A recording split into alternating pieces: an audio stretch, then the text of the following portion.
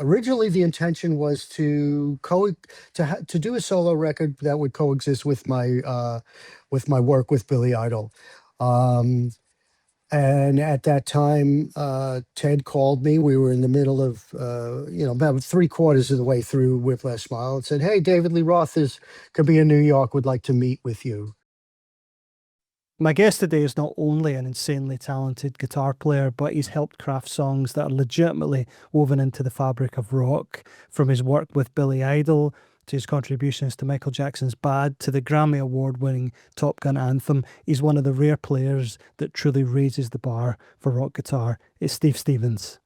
So, Mr. Steve Stevens, it's always a pleasure to chat with you, but particularly a pleasure at the moment because although you guys have had 40 years plus of incredible moments and highlights and amazing shows, this past couple of years with you playing at the top of the Empire State Building, celebrating Lifetime Achievement with Billy at the AMAs a couple of days ago, and of course going into the Rock and Roll Hall of Fame in a matter of months, this has got to feel like a particularly special time for you. Yeah, I mean, what took them so long? but yeah, I think it's a testament to the music first of all, the songs, the fans who have stayed with us and followed us, and now a lot of younger fans now, and the partnership, which is over 40 years. So it's great to have stuff that makes a meaning in people's lives. You guys are just doing what you always did, delivering a great show, delivering great music. And hey, you've had a fair share of accolades and awards over the years as well. But it's just nice to see that even just on mainstream television, that there's actually some rock music getting played. Yeah, absolutely. I mean, I feel like I'm almost the ambassador for the guitar out there. I'm like, hey, this is really cool. You should pick one up and learn how to play it.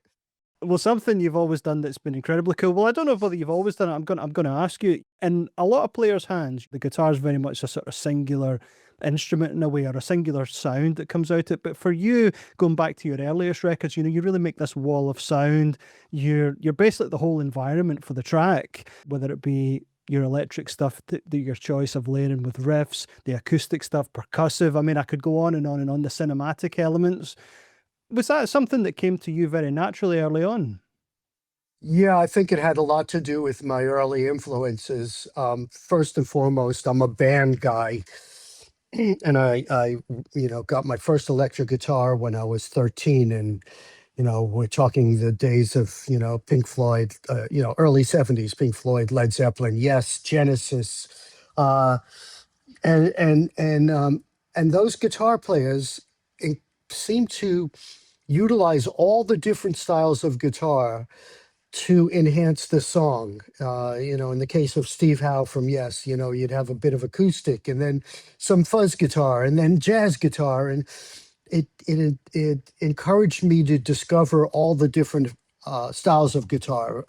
I'd read an interview. Oh, Steve Howe mentions Chet Atkins. Who's Chet Atkins? Oh, I'll buy one of his records. And wow, this is really cool. So, and I think that served me well working with Billy because, we both grew up on Beatles records that had so many different songs stylistically from one to the other, and also what they would do to manipulate the instruments, and I think that's part of being a musician. I don't just look at the guitar as having this specific role. It can be many different things. Talking about some of those early bands you just mentioned, could you speak to a little bit about what, seeing Emerson, Lake and Palmer live in 1973, what that did for you musically?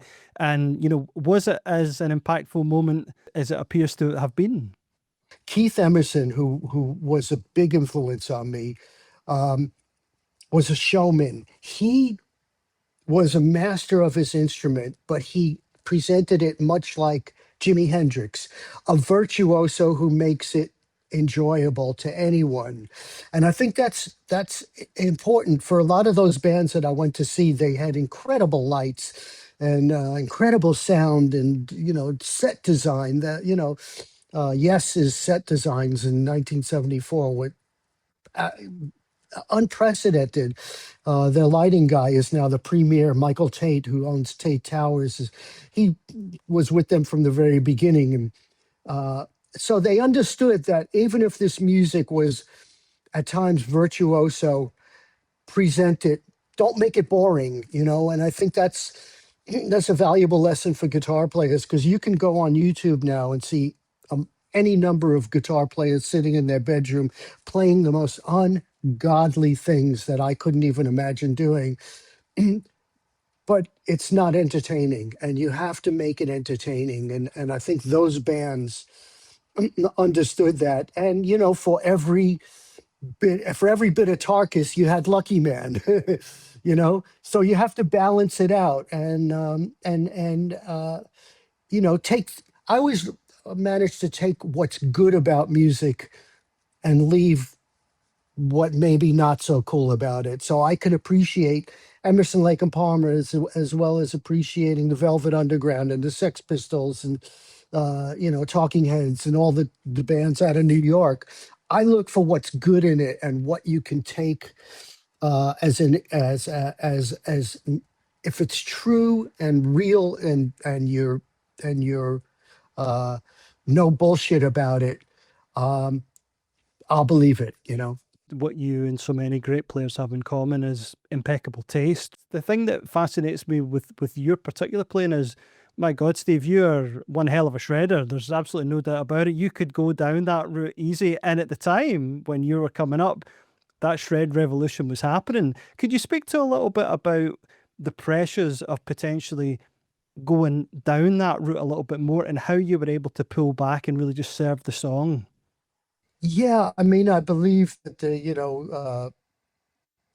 Van Halen certainly opened up all our guitar players' eyes to the sonics. I mean, this guitar. No one had ever heard a guitar like that and have that impact since Jimi Hendrix. You know, I mean, when Audio Experience came out, people went, "Wow, listen to that!" Same as that debut Van Halen record.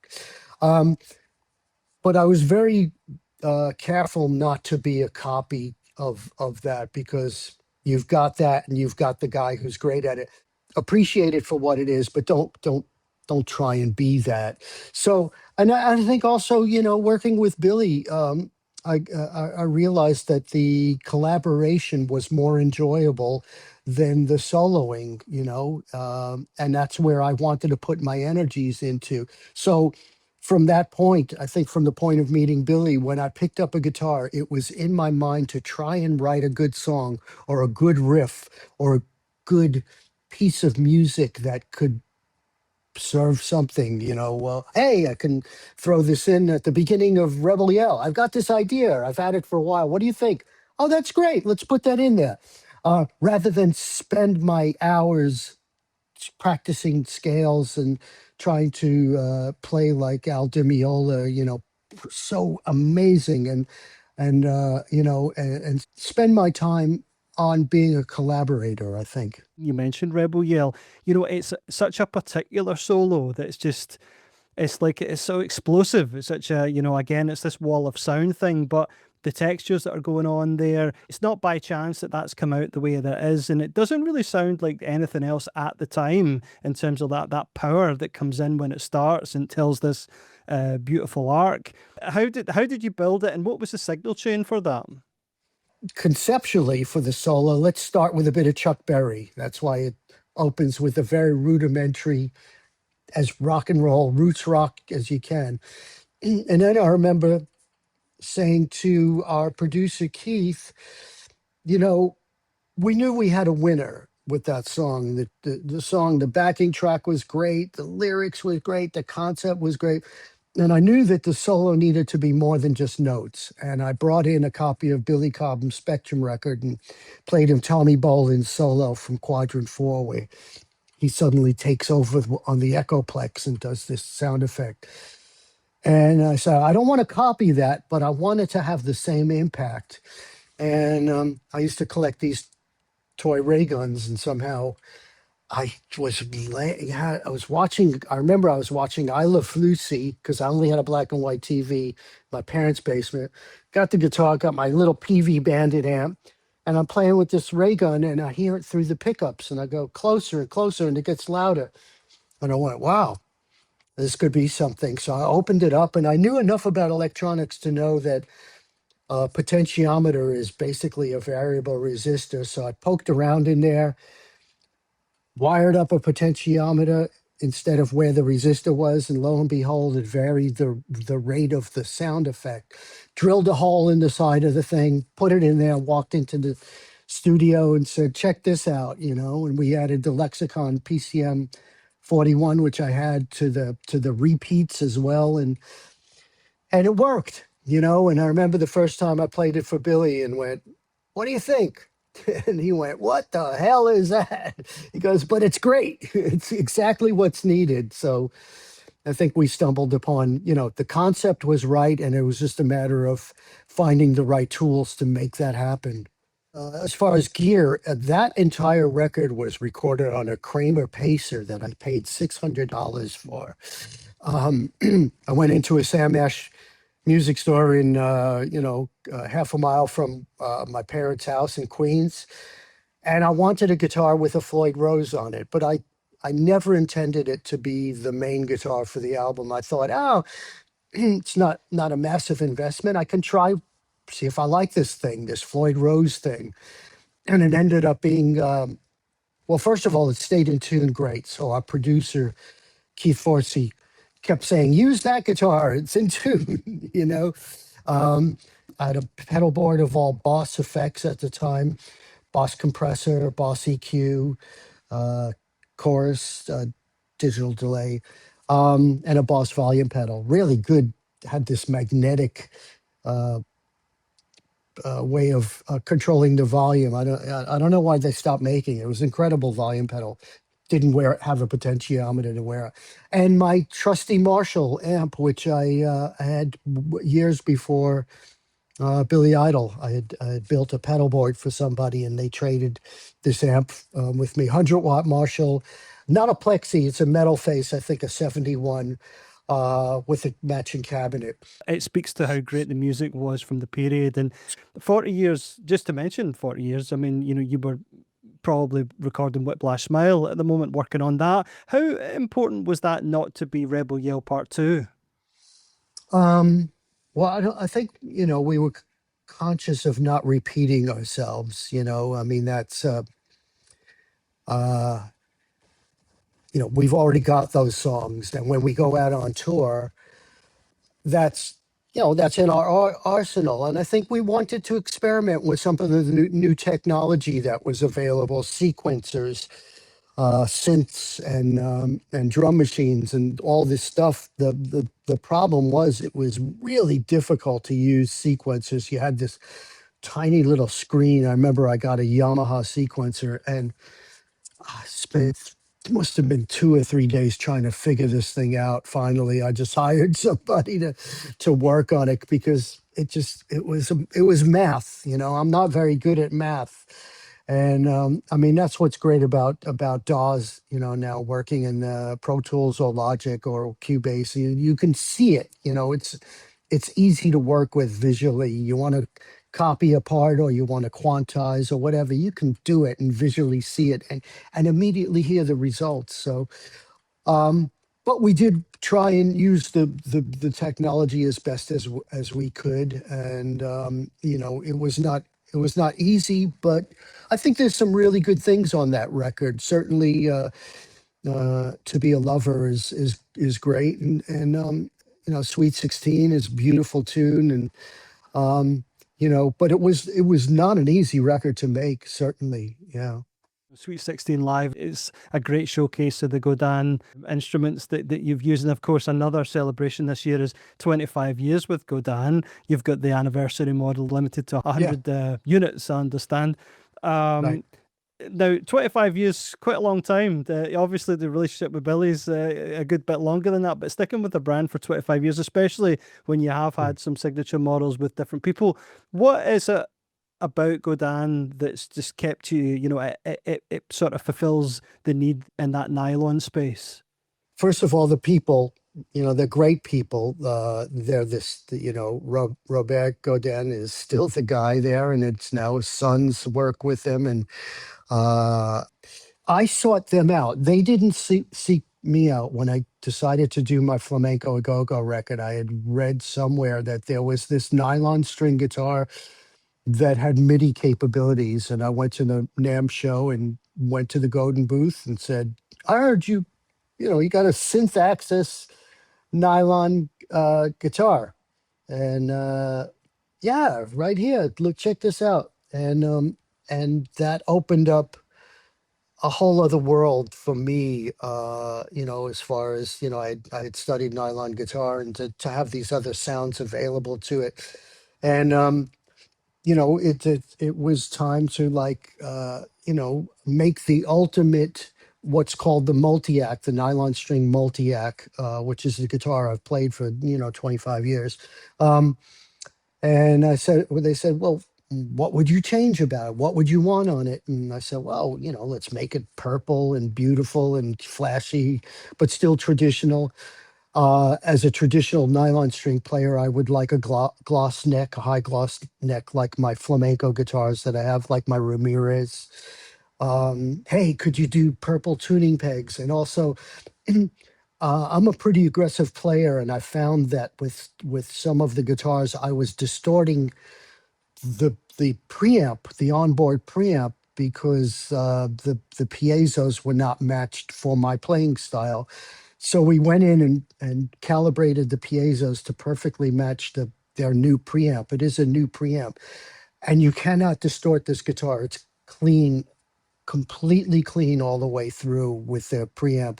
Here, I'll show you the guitar here, so you can see the high gloss neck there. It's really beautiful. And that finish is really stunning. That purple. Um, what else did we do on it? The purple tuning pegs. Those are pretty cool. I've never seen that before. What's cool is that my guitar synth of choice is a GR33, which is not made anymore.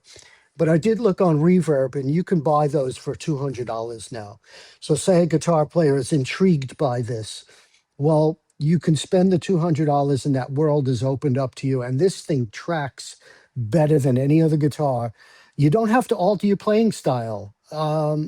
Not this, at first I thought, well, how is nylon strings work with MIDI? It's perfect because there's no overtones.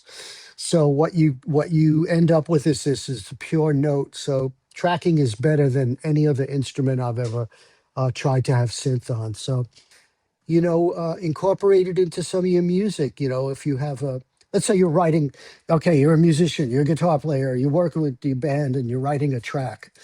Then you come up with a bridge and you want to open up something which has space for your singer to showcase.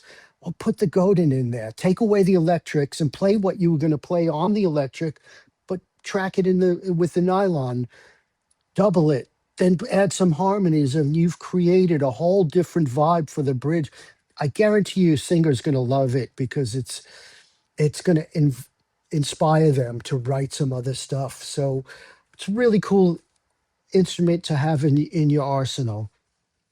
Touch back a little bit on the sort of Whiplash Smile era, because an awful lot was going on there at that point. Obviously you don't work with Billy again for a good few years. I think it would have been maybe 94 when you did the Speed track, but I understand there was a rumor that you were offered the David Lee Roth gig. Could you tell us the story behind that?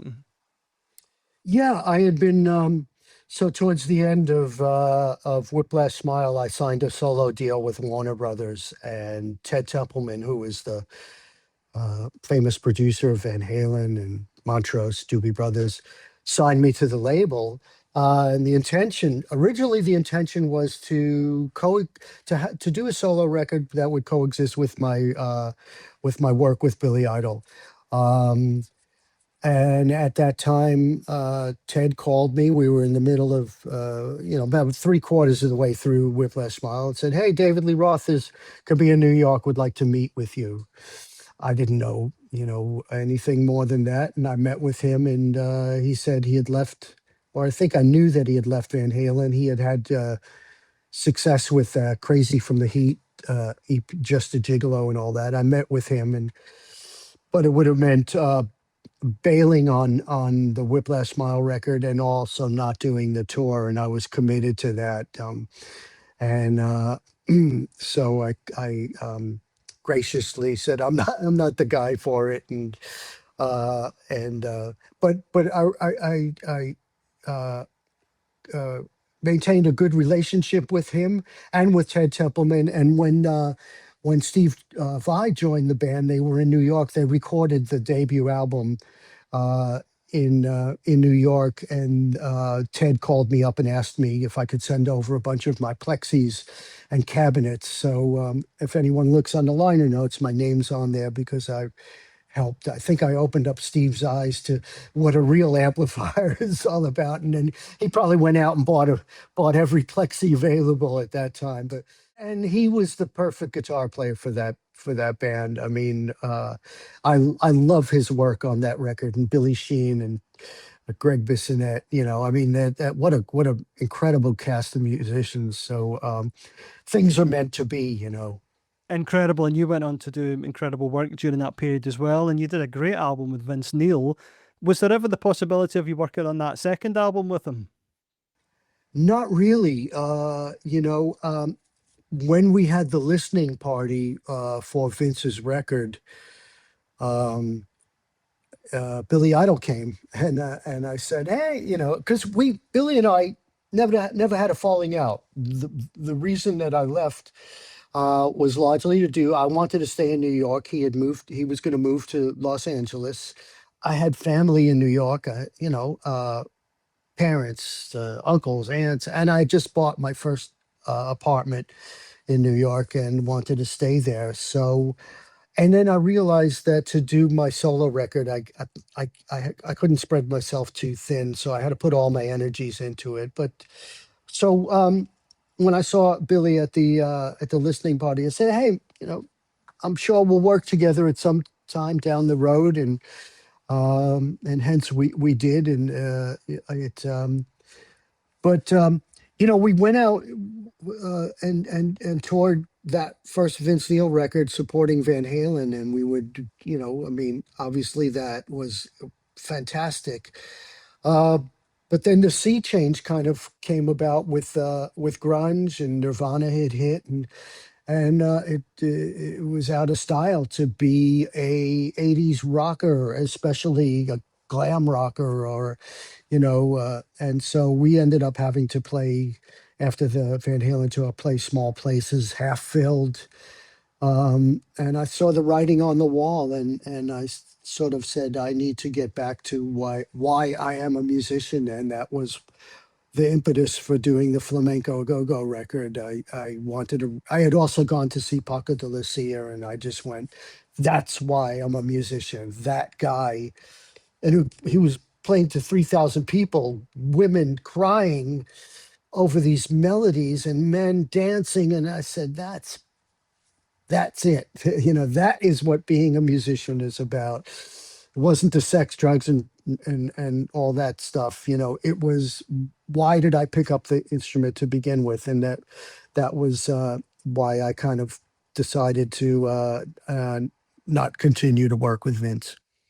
It's incredible to hear because, so many players, they don't need to be the level that you're at, Steve, but they'll have these crises of confidence at times, or they lose passion with the instrument. And I know, you stop playing for a little while to reevaluate. And of course, so many people just dipped into that, what was popular. But of course, you went in a completely different direction with it.